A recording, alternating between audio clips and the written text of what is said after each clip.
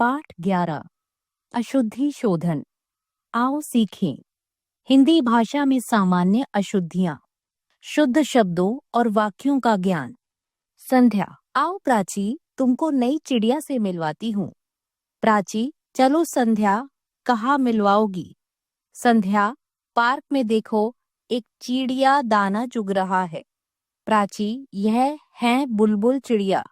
संध्या, तुमको कैसे पता कि यह बुलबुल है? प्राची, देखो, इसका पूंछ लंबा, पंख छोटा और गर्दन भी छोटा होता है। बच्चों, वाक्यों में रंगीन शब्दों के अशुद्ध होने के कारण आपको वाक्य ठीक से समझ नहीं आए। वाक्य में आए अशुद्ध शब्द तुमको, चिड़िया, कहा, रहा है, तुमको, इसका, लंबा, छोटा शब्दों की जगह तुम्हें, चिड़िया, कहाँ, रही है, तुम्हें, इसकी, लंबी, छोटी शब्दों का प्रयोग होना चाहिए। अब यह भी पढ़िए। गाय को काट कर चारा डाल दो, अर्थ नहीं निकलता।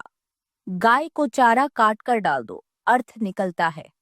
ऊपर आए वाक्यों में पहला वाक्य पढ़ने से ऐसा लगता है कि मानो गाय को ही काट कर चारा डाल दो, जबकि इसी वाक्य के शुद्ध रूप से स्पष्ट है कि चारा काट कर गाय को डाल दो।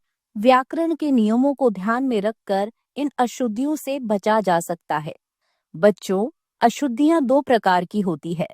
पहली वर्तनी संबंधी अशुद्धियां और दूसरी व्याकरण संबंधी अशुद्धियां।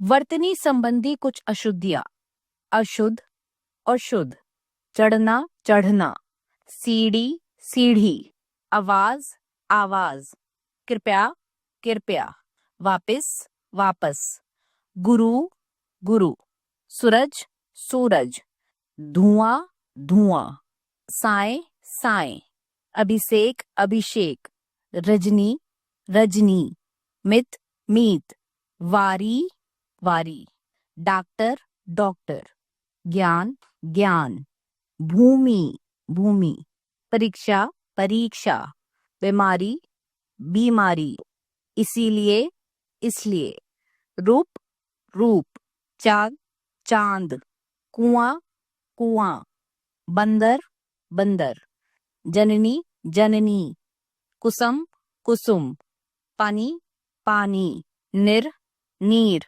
College, college. व्याकरण संबंधी कुछ अशुद्धियां: अशुद्ध वाक्य और शुद्ध वाक्य।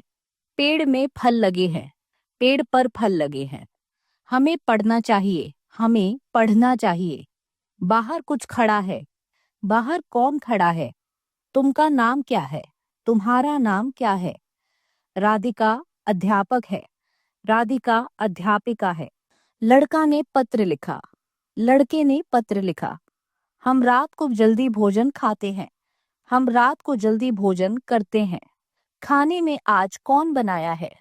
खाने में आज क्या बनाया है? मुझे एक फूलों की माला चाहिए, मुझे फूलों की एक माला चाहिए। कल वह छत पर खेल रहा है, कल वह छत पर खेल रहा था।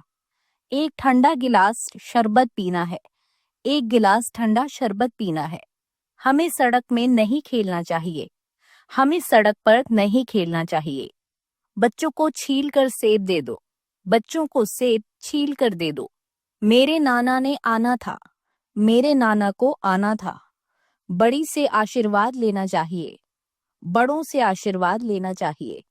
बीमारी के कारण वह दुबला हो गई है, बीमारी के कारण वह दुबला हो गया है। आओ दोहराएं।